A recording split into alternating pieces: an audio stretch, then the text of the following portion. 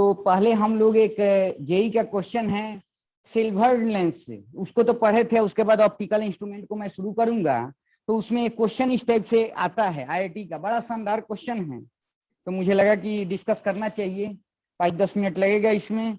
कह रहा है कि ऐसे दिया हुआ है क्वेश्चन, ऐसे दिया हुआ है, ये प्लेनो कन्वेक्स लेंस है, ये प्लेनो कन्वेक्स लेंस है और इसको आपको सिल्वर कर दिया गया। तो पहले तो ये लेंस था कोई भी लेंस हो, प्लेनो कन्वेक्स हो या कन्वेक्स लेंस हो, कोई भी हो, पहले प्लेनो कन्वेक्स लेंस था, अब इसको सिल्वर कर दिया गया। तो ये सिल्वर प्लेनो कन्वेक्स लेंस हो जाएगा है।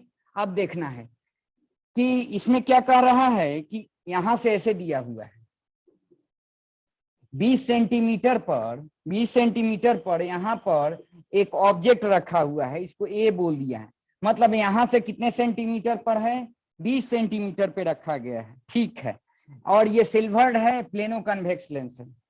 तो सिल्वर प्लेनो कन्वेक्स लेंस दिया हुआ है और कह रहा है, क्वेश्चन पढ़ दे रहा हूँ, focal length of the plano convex, good evening sir. 15 centimetre. Plano convex lens का जो फोकल लेंथ दिया हुआ है वो 15 सेंटीमीटर दिया हुआ है। चलो तो यहाँ पर लिख लेना है ना, 15 सेंटीमीटर। उसका कन्वेक्स लेंस का जो दिया हुआ है, याद रखना फोकल लेंथ दिया हुआ है, तो पॉजिटिव होगा प्लेनो कन्वेक्स लेंस का, है ना। तो प्लस में आपका 15 सेंटीमीटर दिया हुआ है। कह रहा है a small object is place at a shown in the figure. एक स्मॉल ऑब्जेक्ट यहां से 20 सेंटीमीटर पर प्लेस किया गया है, ओके।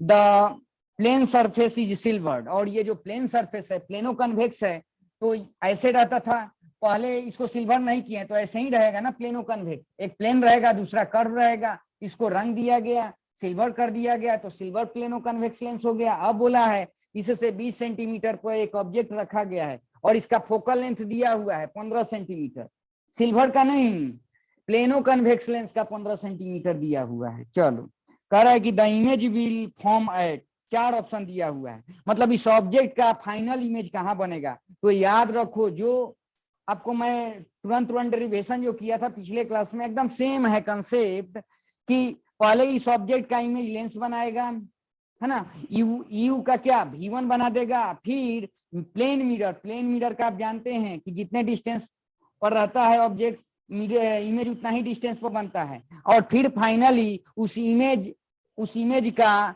जो इमेज होगा, जो प्लेन बनाएगा, प्लेन मिरर जो इमेज बनाएगा वो इसके लिए ऑब्जेक्ट होगा, फाइनली ये जो बनाएगा वो फाइनल इमेज होगा।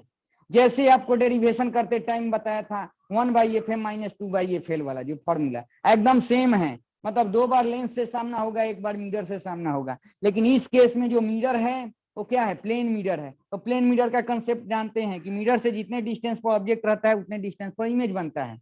अगर रियल इमेज है तो रियल ऑब्जेक्ट है तो वर्चुअल इमेज बनाता है, अब वर्चुअल ऑब्जेक्ट रहे तो रियल इमेज बनाता है। प्लेन मिरर का ये कंसेप्ट आपका होता है। तो जैसे वहां पढ़ते थे, तो यू का पहले लेंस बना देगा plano convex lens V1 object की तरह ट्रीट होगा, V1 का V2 बन जाएगा, वही V1 इसके लिए मिरर के लिए ऑब्जेक्ट होगा, फिर V2 बन जाएगा, वो इमेज होगा, फिर फाइनली जो इमेज होगा वो इसके लिए ऑब्जेक्ट की तरह ट्रीट होगा, और V2 का फाइनल इमेज V3 को फाइनली V, वही फाइनल इमेज पूछा हुआ है। तो कैसे बनाएंगे, एकदम सिंपल है। तो पहले तो देखो इस ऑब्जेक्ट का इमेज पहले बनाओ, तो पहले तो लेंस से सामना हो रहा है, कन्वेक्स लेंस है, कन्वेक्स का फोकल लेंथ क्या होता है, पॉजिटिव होता है। तो यहाँ फॉर्मूला आप तो लगा ही सकते हैं, 1/v - 1/u = 1/f।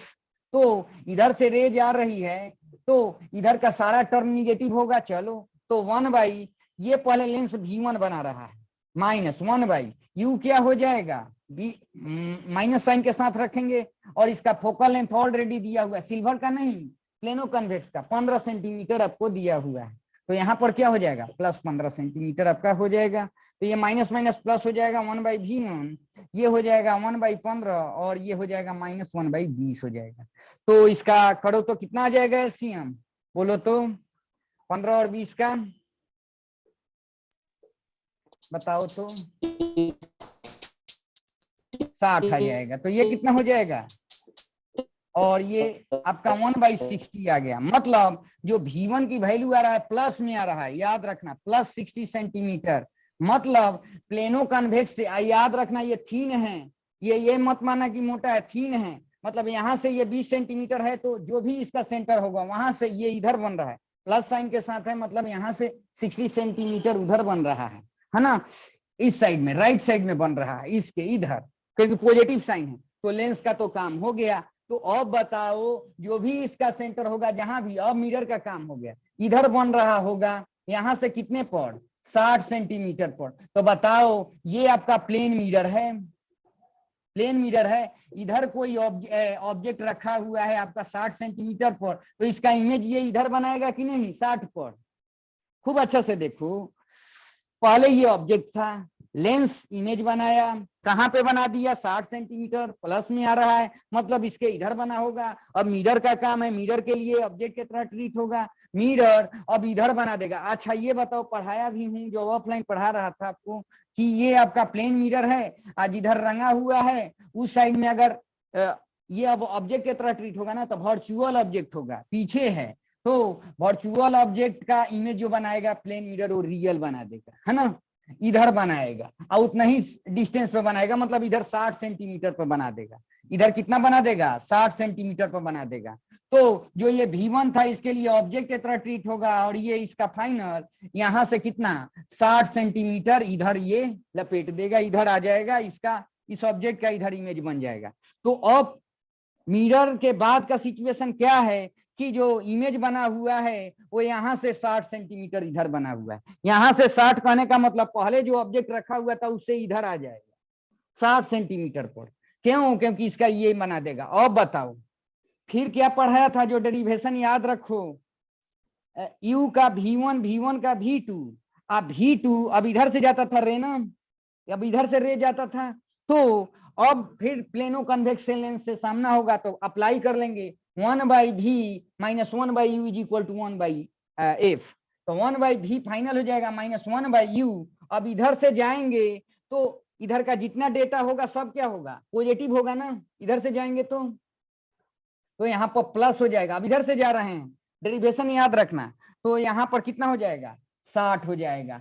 और प्लेनो कन्वेक्स लेंस इधर भी जाएगा ना, आप निकाल के देख लेना, पॉजिटिव ही आएगा, 15 दिया हुआ है, तो 1/15 हो जाएगा। तो 1/v का वैल्यू क्या हो जाएगा, 1/15, और ये उधर जाएगा तो ये कितना हो जाएगा बोलो तो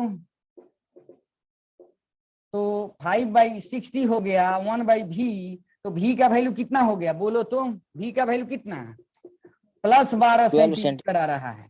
मतलब जो फाइनल इमेज बन रहा है, एक बार लेंस से सामना, फिर मिरर से सामना, फिर लेंस से सामना करने के बाद जो फाइनल इमेज बन रहा है, प्लस 12 आ रहा है। प्लस 12 देखो इधर से जा रहा था, प्लस 12 मतलब इससे इधर बन रहा है, क्योंकि फाइनल इधर से ले रहे थे ना, तो यहाँ से कितने डिस्टेंस पर बनेगा, 12 सेंटीमीटर पर बनेगा। कितने सेंटीमीटर पर, 12 सेंटीमीटर पर, मतलब 12 centimetre to the left of the lens. अगर ये लेंस है तो इधर लेफ्ट में जिधर ऑब्जेक्ट था ना इनिशियली, उधर ही फाइनल इमेज बनेगा, और यहाँ से 12 सेंटीमीटर पर आपको बन जाएगा। तो कुछ नहीं करना है, ये ऑब्जेक्ट है लेंस के लिए, है ना, फिर उसका इमेज बनेगा V1 इसके लिए ऑब्जेक्ट हो जाएगा मिरर के लिए, फिर V2 फिर इसके लिए ऑब्जेक्ट हो जाएगा, फाइनली फाइनल जो V बन रहा है वो 12 सेंटीमीटर पे बन रहा है। तो ये IIT JEE में आया हुआ क्वेश्चन है, तो ऐसे आता है, ठीक है। तो इसको मिटा दूं, चलो, तो डेरिवेशन जैसे किए थे ना वैसे ही याद रखें, तो इसमें का क्वेश्चन सब बन जाएगा। थोड़ा सा साइन कन्वेंशन,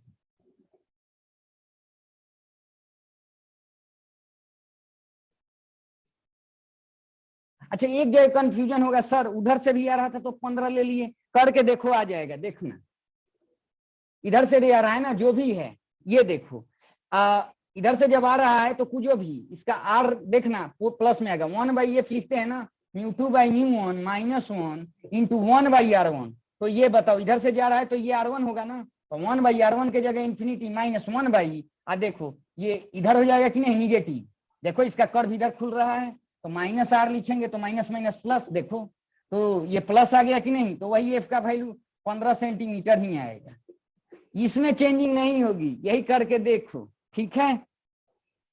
तो इस ये IIT JEE में आया हुआ क्वेश्चन आपको था। अब चलो हम लोग ऑप्टिकल इंस्ट्रूमेंट स्टार्ट करते हैं।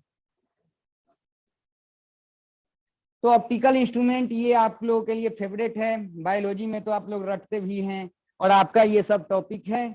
उसमें जो मेन है मैं कहानी की तरफ बोल दे रहा हूँ और मेन चीज बताते चल रहा हूँ, उसको ध्यान रखना। और थ्योरेटिकल थोड़ा सा है, आगे चलोगे जो टेलीस्कोप पढ़ोगे वहां पर थोड़ा सा रिजोल्यूशन और ये सब थोड़ा क्वेश्चन आता है और सब जानते हो इसमें। थ्योरेटिकल है तो यहाँ पर लिख दे रहा हूँ।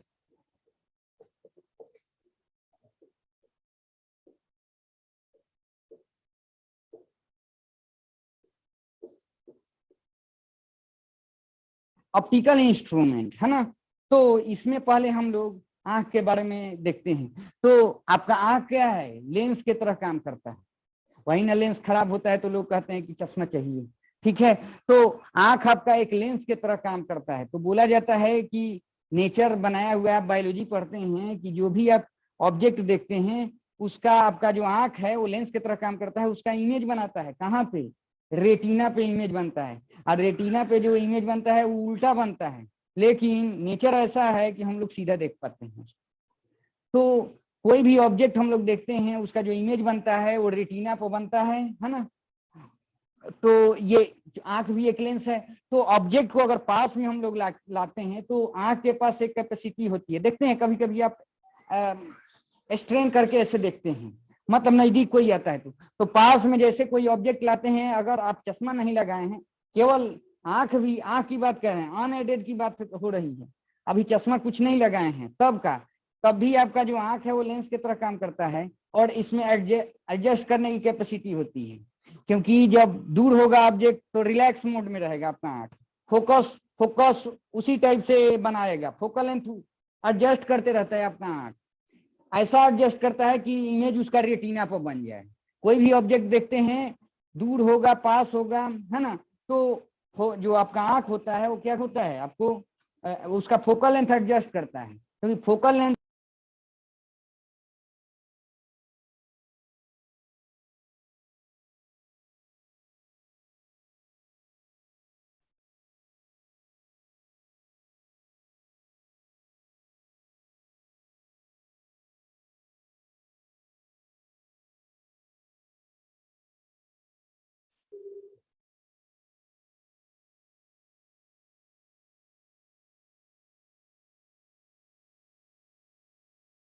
अभी चला गया था लग रहा है।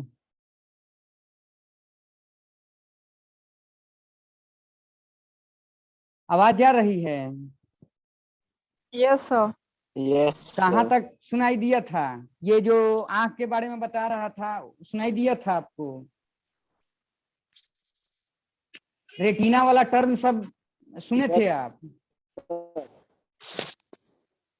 चलो फिर से यस सर। रिपीट कर दे रहा हूँ, ये तो कहानी की तरह है कि जो आपका आंख होता है वो एक लेंस होता है। चश्मा भी हटा दीजिए तब का है, आंख आपका एक तरीके से लेंस की तरह काम करता है। कोई भी ऑब्जेक्ट को आप देखते हैं उसका इमेज रेटिना पर बनता है। और आप बायोलॉजी में पढ़ते हैं रेटिना पर जो इमेज बनता है वो उल्टा बनता है, लेकिन आप सीधा देख पाते हैं, वो नेचर है ना। तो जो भी ऑब्जेक्ट देखते हैं उसका इमेज रेटिना पर बनता है। तो रेटिना पर इमेज बनाने के लिए अब ऑब्जेक्ट के अकॉर्डिंग, ऑब्जेक्ट आपसे दूर है पास है, उसके अकॉर्डिंग फोकल लेंथ को एडजस्ट करता है आपका आंख। फोकल लेंथ एडजस्ट करके इमेज कैसे भी करके रेटिना पर उसको बनाना है, तभी आप देख पाएंगे, है ना। उस ऑब्जेक्ट का इमेज बनेगा तभी ना देख पाएंगे आप। तो फोकल लेंथ को एडजस्ट करता है आपका आंख, इसीलिए कभी देखते हैं आप स्ट्रेन करके कभी देखते हैं कभी दूर रहता है, या रिलैक्स मोड में भी आप देखते हैं कभी कभी। तो उस हिसाब से होता है कि ऑब्जेक्ट आपसे कितना दूर है, मतलब ऑब्जेक्ट कहाँ पर रखा हुआ है उसके हिसाब से आपका आंख एक फोकल लेंथ को एडजस्ट करके और उस ऑब्जेक्ट का इमेज रेटिना पर ऐसे बनाता है कि आप अच्छे से देख पाए। तो ये कहानी होती है। अब उसमें क्या है कि पास पास लाते रहते हैं तो एक एक पॉइंट ऐसा होता है, तो वही एडजस्ट करने की जो कैपेबिलिटी होती है आपको आपकी आंख में फोकल लेंथ को एडजस्ट करने की, उसको एकोमोडेशन बोलते हैं, उसको हम लोग एकोमोडेशन बोलते हैं। तो मैं ऐसे अभी बोलते जा रहा हूँ, जो मेन पॉइंट होगा यहाँ लिखूंगा, एकोमोडेशन बोलते हैं। अब उसके बाद क्या होता है कि जब पास पास लाते रहते हैं काफी नजदीक आ जाता है तो आपका जो आंख होता है फोकल लेंथ जो एडजस्ट करने का कैपेसिटी होता है वो उतना अच्छे से एडजस्ट नहीं कर पाता कि ऑब्जेक्ट का इमेज आपके रेटिना पर बन पाए। तो बोला जाता है एक सर्टेन डिस्टेंस होना चाहिए उस ऑब्जेक्ट का कि आपका आंख जो हो फोकल लेंथ एडजस्ट कर पाए और उस ऑब्जेक्ट का इमेज रेटिना पर बना पाए, आप देख पाए उस ऑब्जेक्ट का इमेज। तो बोला जाता है कि जो नॉर्मल आई आंख है एकदम बढ़िया, तो उसके लिए 25 सेंटीमीटर बोला जाता है डिस्टेंस होना चाहिए। उसको आप पढ़ते भी हैं, कैपिटल डी से लिखा जाता है ना, कैपिटल डी से। और ये नॉर्मल आंख के लिए क्या होता है, 25 सेंटीमीटर माना जाता है। मतलब इतना तक अगर रहेगा, मिनिमम इतना तक रहेगा तो उस ऑब्जेक्ट का इमेज रेटिना पर बन पाएगा। उससे नजदीक और लाते हैं, नॉर्मल आंख के लिए बोला जा रहा है जिसका आंख अच्छा हो, तो नजदीक लाते हैं तो नहीं बन पाता, मतलब एडजस्ट नहीं हो पाता फोकल लेंथ अच्छे से कि उस ऑब्जेक्ट का इमेज आपका रेटिना पर बन पाए और आप देख पाए उस ऑब्जेक्ट को।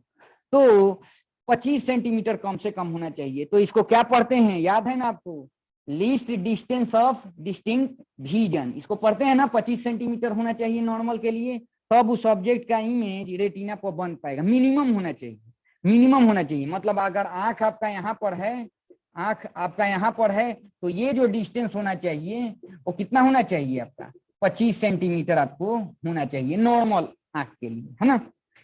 तो कोई दिक्कत नहीं होगा, मतलब उससे दूर हो, मतलब कम से कम इतना होना चाहिए। नेक टाई से जब देख रहे हैं तो 25 सेंटीमीटर, तो आपका आंख क्या हो, उसके नजदीक रखेंगे तो फोकल लेंथ को एडजस्ट तो अच्छे से नहीं कर पाता आंख, कि एडजस्ट करेगा तभी ना आपका इमेज बनेगा रेटिना पर उस सब्जेक्ट का, तो आप देख पाएंगे। वो बना ही नहीं पाता, एडजस्ट करने की कैपेबिलिटी घट जाती है, एकोमोडेशन अच्छा नहीं होता है उसका, है ना।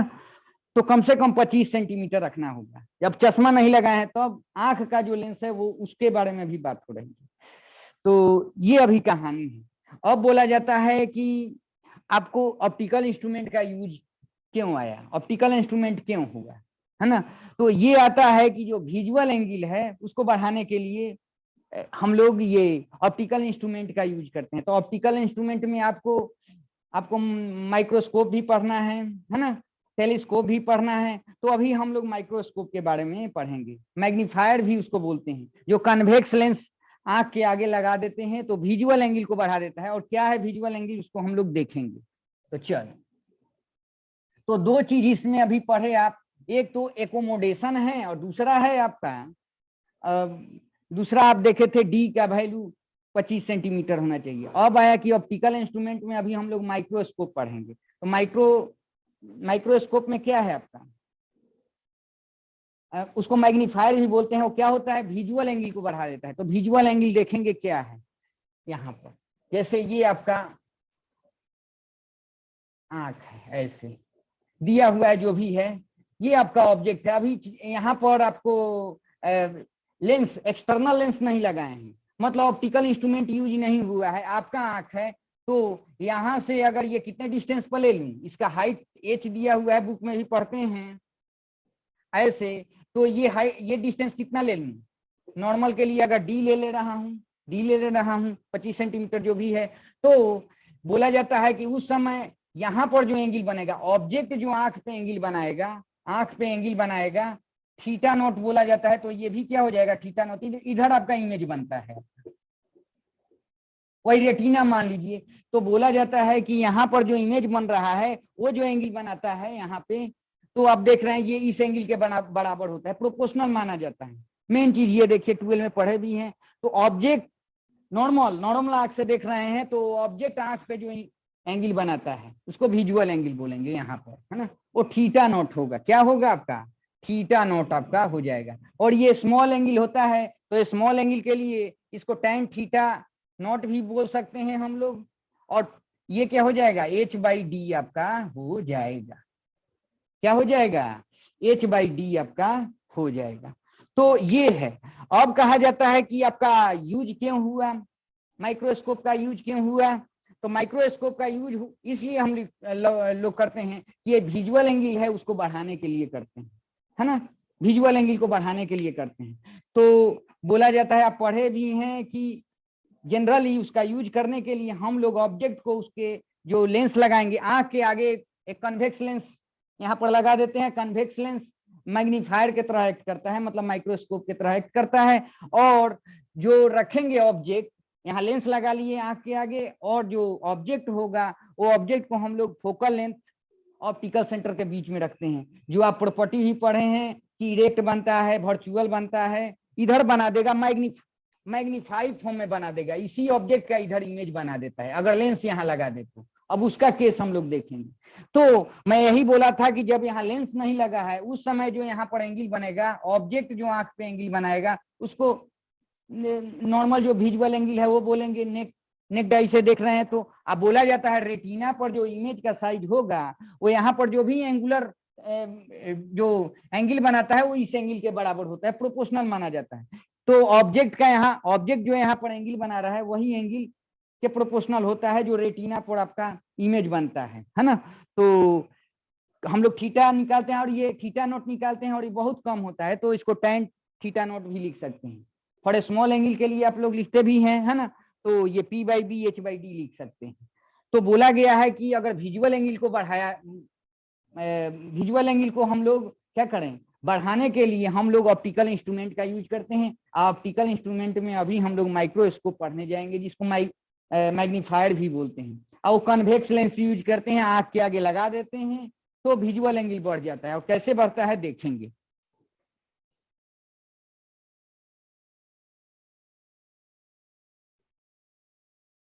तो यहां पर देखना, जैसे ये आपका ऐसे दिया रहता है और यहां पर आपका एक लेंस यूज कर लेंगे, कन्वेक्स लेंस, है ना। और ये इसको क्या बोलते हैं हम लोग, सिंपल, है ना, सिंपल माइक्रोस्कोप जो भी है या मैग्नीफायर भी बोलते हैं, मैग्नीफायर भी बोलते हैं क्योंकि मैग्नीफाई कर देता है। देखना यहाँ पर उस एंगल को बढ़ा देता है, विजुअल एंगल को, उसी को थीटा नोट को भी विजुअल एंगल बोलते हैं, थीटा को ही, है ना। जो एंगल ऑब्जेक्ट जो बनाता था वहां पर आंख पे उसी को विजुअल एंगल बोलते हैं। उसी देखना विजुअल एंगल को बढ़ा देगा जब आंख के आगे इस लेंस को लगा देंगे। आज जनरली अभी हम लोग सिंपल माइक्रोस्कोप पढ़ रहे हैं जिसको मैग्नीफायर बोलते हैं, तो आंख के आगे एक कन्वेक्स लेंस लगा देते हैं तो मैग्नीफायर की तरह काम करता है, सिंपल माइक्रोस्कोप की तरह काम करता है। ये एक ऑप्टिकल, तो ऑप्टिकल इंस्ट्रूमेंट क्या होता है, ऑप्टिकल इंस्ट्रूमेंट विजुअल एंगल को बढ़ाता है। और देखना इसके बाद कैसे, और याद रखना यहाँ पर आगे जब हम लोग लगाएंगे ये दूर नहीं है, इससे अटैच रहता है, आंख से चश्मा आप लगाते हैं तो अटैच रहता है ना, तो ऐसे ही है यहाँ। तो आगे कन्वेक्स लेंस ऐसे लगाते हैं तो कन्वेक्स लेंस का कौन सा प्रॉपर्टी, रे डायग्राम मैं बताया था आपको। यहाँ पर कन्वेक्स लेंस अगर लगा रहे हैं, पहले इसका प्रॉपर्टी देख लो। अगर ऑब्जेक्ट मान लेते हैं ये फोकस है यहाँ पर हो, है ना, ये ऑप्टिकल है, ऑप्टिकल सेंटर है और इससे ये कितने डिस्टेंस पर हो, यू नॉट दे दिया जाता है या यू कह दो, तो इसका इमेज किधर बनता था याद है, ऐसे जाएगा और एक इसके सेंटर ऑफ कर्वेचर से जाएगा तो पीछे ऐसे डॉटेड लाइन बढ़ाने पर जो भी है इधर बनता था कि नहीं, बोलो, इधर बनता था, इधर बनता था आपका, है ना, इरेक्ट बनता था, वर्चुअल बनता था।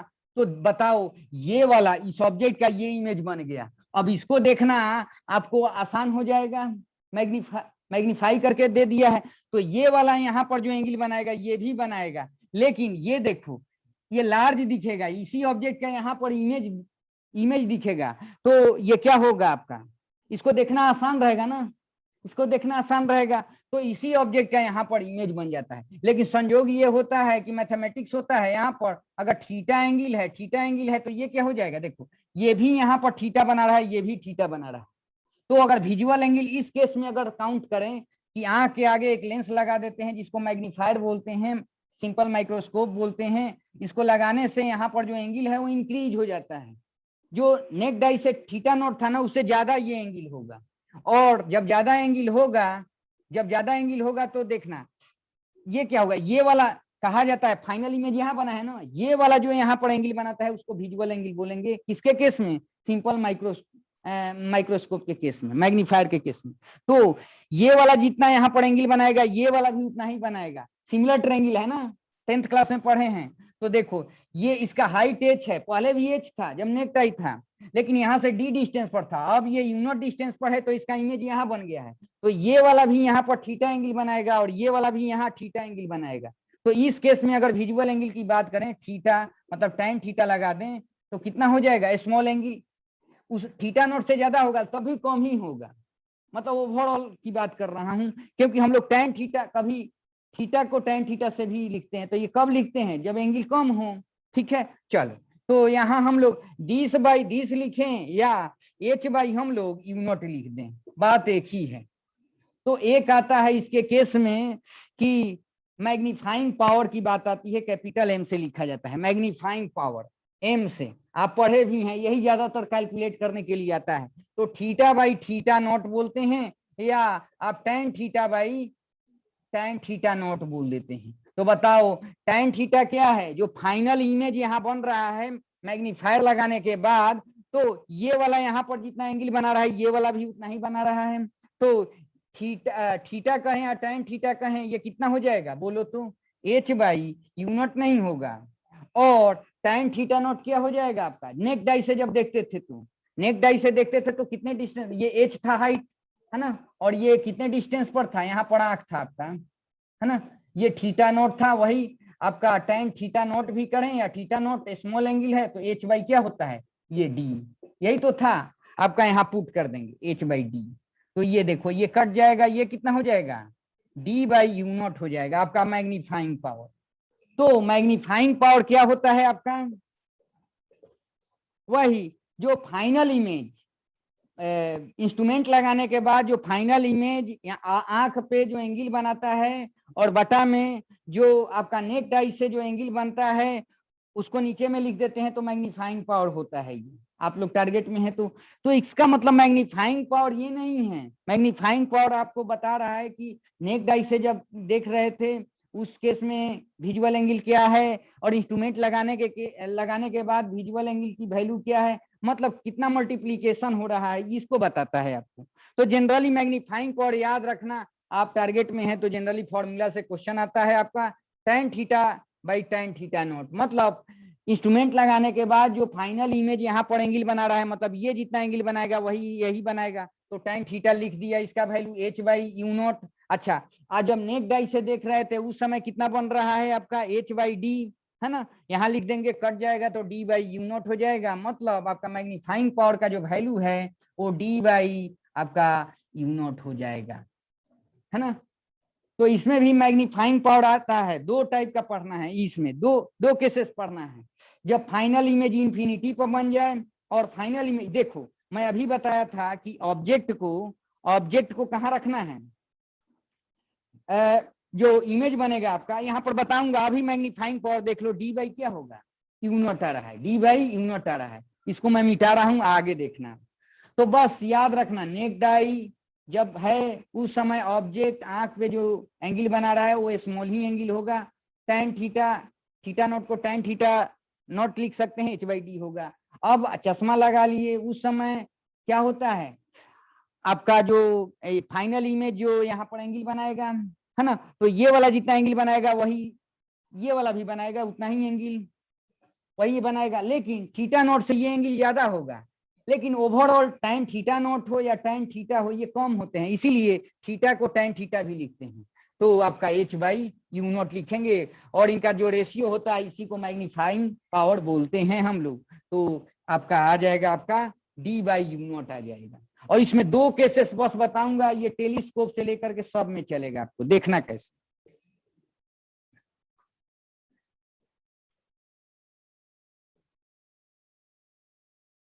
तो ये बस याद रखना, मैग्नीफाइंग पावर क्या होता है आपका, tan थीटा बटा tan θ0, या कहीं कहीं θ0/थीटा लिखा जाता है, तो कंफ्यूज मत होना, ठीक है, 10 मिनट का वार्निंग दे रखा है। तो चलो, तो अभी बताया m का वैल्यू कितना आ रहा था, याद है आपको, d/u0 आ रहा है। अब चलो, यहाँ दो केसेस होते हैं आपको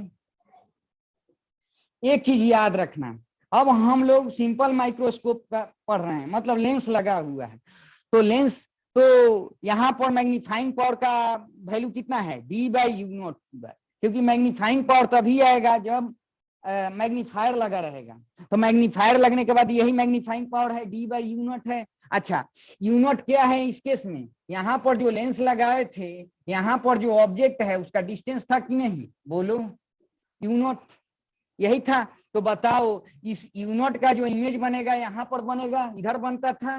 क्यों? क्योंकि जो भी हम लोग यहाँ पर ऑब्जेक्ट रखे हैं वो फोकस और ऑप्टिकल सेंटर के बीच में रखते हैं, तो इमेज तो इधर बनेगा ना। तो बोला जाता है कि यहाँ से जब यूनिट डिस्टेंस पर ऑब्जेक्ट रखा गया है तो पहले स्टार्टिंग जो हो माना जाता है कम से कम 25 सेंटीमीटर पर बनना चाहिए।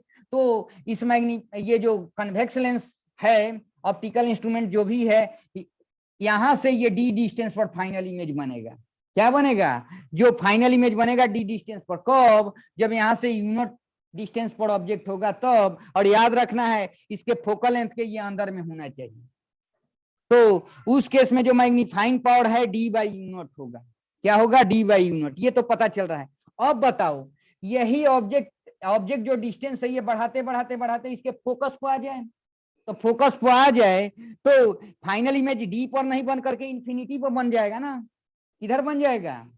इंफिनिटी पे बन जाएगा। कहने का मतलब जो मैग्नीफाइंग पावर है वो यहाँ पर जब एफ हो जाएगा तो ये क्या हो जाएगा? डी तो कांस्टेंट है आपका। क्या है? डी कांस्टेंट है, तो डी बाई एफ हो जाएगा आपका। क्या हो जाएगा? डी बाई एफ हो जाएगा। मतलब यहाँ पर इंफिनिटी हो जाए। मतलब कहा जाता है कि जिस समय ऑब्जेक्ट जो होगा फोकस पर होगा, इमेज कहाँ बनेगा? फाइनली। और रिलैक्स, उस समय आंख जो आपका होगा वो रिलैक्स कहा जाता है। चश्मा लगाने के बाद भी आपको रिलैक्स मोड में उस समय दिखेगा। फोकस पर होगा तो इमेज इंफिनिटी पर रहेगा, तो इजीली देख पाएंगे, स्ट्रेन यहाँ डेवलप नहीं होगा, है ना। तो मैग्नीफाइंग पावर बोला जाता है, यहाँ इंफिनिटी बुक में भी देखते हैं लिखा जाता है। तो वही ऑब्जेक्ट जो डिस्टेंस है घसकते घसकते फोकस पर आ जाता है, तो यहाँ यूनिट के जगह आपको एफ लिख देते हैं। डी तो कांस्टेंट टर्म है ना, least distance of distinct vision है, तो डी बाई क्या हो जाएगा? यहाँ एफ हो जाता है। क्या हो जाता है? D by F. तो एक तो इंफिनिटी वाला हमेशा आपको आएगा। ये निकालने के लिए भी आता है कि मैग्नीफाइंग पावर बता दीजिए सिंपल माइक्रोस्कोप के केस में जब कन्वेक्स लेंस यूज हुआ है, जब फोकस पर रहेगा आपका ऑब्जेक्ट तो इमेज आपका इंफिनिटी पर बनेगा। उस केस में magnifying power D by F हो जाएगा। क्या हो जाएगा? डी बाई एफ हो जाएगा। चलो, दूसरा क्या होता है कि जब जो फाइनल इमेज बने यहां से कैपिटल डी डिस्टेंस पर बने, कैपिटल डी डिस्टेंस पर बने, उस वाला केस, ये वाला जो केस है, सेकेंड वाला जो केस है, इसका आप फॉर्मूला भी याद रखते हैं 1 प्लस डी बाई एफ। तो वाला केस देख लेते हैं यहाँ। तो ऑब्जेक्ट जब फोकस के अंदर में होगा तब डी डिस्टेंस पर बनता है, आपको भी पता है कि ये फोकस है, यहां पर आपका ऑब्जेक्ट होगा, यहां से कितना, ये यूनिट डिस्टेंस पे होगा, तो इमेज जो भी बनेगा इधर आपका डी डिस्टेंस पर बनता है ना। तो अब बताओ इधर से रे आ रही है तो इधर का सब टर्म निगेटिव होगा, तो आप लेंस का फॉर्मूला जानते हैं 1 by v minus 1 by u is equal to 1 by f. Convex का फोकस पॉजिटिव होता है, वी। अब देखो अभी तो पढ़े हैं कैपिटल डी बाई इस यू नॉट, ये जो यू है इसका यहाँ से कितने डिस्टेंस, कैपिटल डी डिस्टेंस पर बन रहा है इमेज। ये माना मैं अभी कि फोकस के जब अंदर में होगा यहाँ से यूनिट डिस्टेंस पर होगा तो इधर ही तो इमेज बनेगा।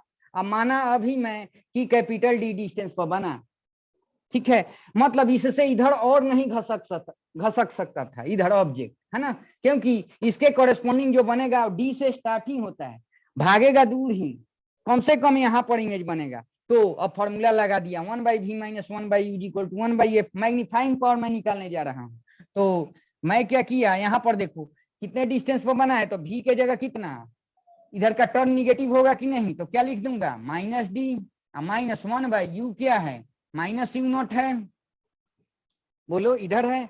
और इसका क्या होगा, फोकल लेंथ तो पॉजिटिव होता है, एफ हो जाएगा, तो यहाँ पर लिख दे रहा हूँ, ये देखो माइनस 1 बाई डी है, माइनस माइनस प्लस हो जाएगा 1 बाई यू नॉट, और ये क्या हो जाएगा आपका 1 बाई ए।